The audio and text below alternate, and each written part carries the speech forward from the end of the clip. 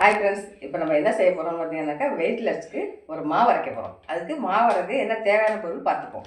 இது கருப்பு கவுனி அரிசி 1 கிலோ, கொள்ளு அரை கிலோ, பாசிப்பருப்பு அரை கிலோ, பார்லி அரிசி அரை கிலோ, இது 50 மிளகு 50 ஜீரம், இதெல்லாம் லேசாக வறுத்துக்கிட்டு மாவை அரைச்சிக்க வேண்டும்.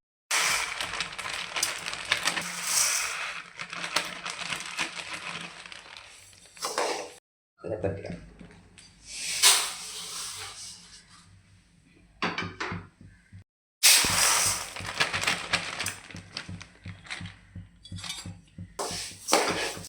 கொட்டிக்கலாம்.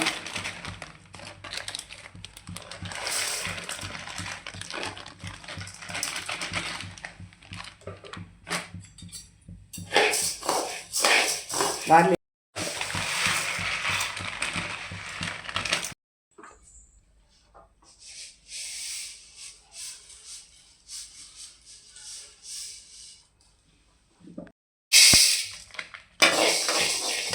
சீரகம் அது கூட ஒன்றா கட்டிக்கலாம். லேசாக சூடு தானே, அதனால் போதும். இந்த அளவுக்கு போதும், அவ்வளோதான். எல்லாம் வறுத்தாச்சு.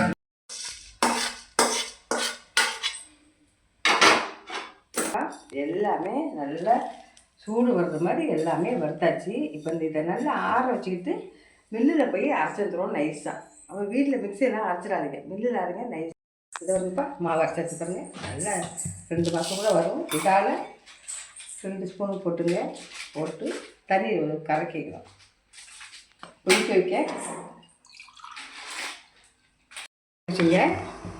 ஆனால் கட்டி பிடிக்காதே டக்குன்னு ஊற்றி கிண்டுங்க. அது கிண்டு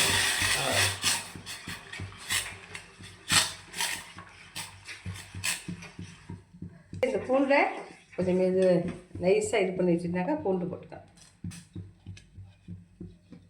போட்டு கஞ்சி ரெடி. நல்லா கொஞ்சம் லேசாக நம்ம வறுத்துட்டோமா, அந்த பாருங்க கஞ்சி உடனே ரெடி, சூப்பராக இருப்பாங்க. அதனால் நீங்கள் இதுக்கு என்ன செய்யணுனாக்கா, நீங்கள் இதை கட்டிலாம் இது வந்து காய்ச்சாச்சு. இப்படியே கூட நீங்கள் பிடிச்சிக்கலாம், சூப்பராக இருக்கும். உப்பு கரெக்டாக போட்டு நாங்கள் வந்து தயிர் ஊற்றுறோம். நீங்கள் உங்களுக்கு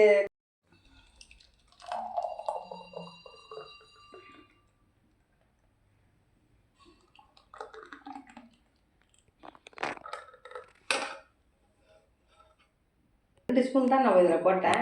தாராளமாக 4 பேர் குடிக்கலாம். இதிலே 2 டம்ளர் இருக்குது, 4 பேர் தாராளமாக குடிக்கலாம். ட்ரை பண்ணுங்கள். 2 ஸ்பூன் போதும், நல்ல ஹெல்த்தியாக. இந்த மாவு அரைச்சி பார்த்தீங்களா, 3 மாதம் கூட வரும். இதை ட்ரை பண்ணுங்கள். நல்ல சத்துள்ள போது சேர்த்து ஹெல்த்தியாக இருங்க. தேங்க்யூ. அடுத்த வீடியோவில் பார்க்கலாமா?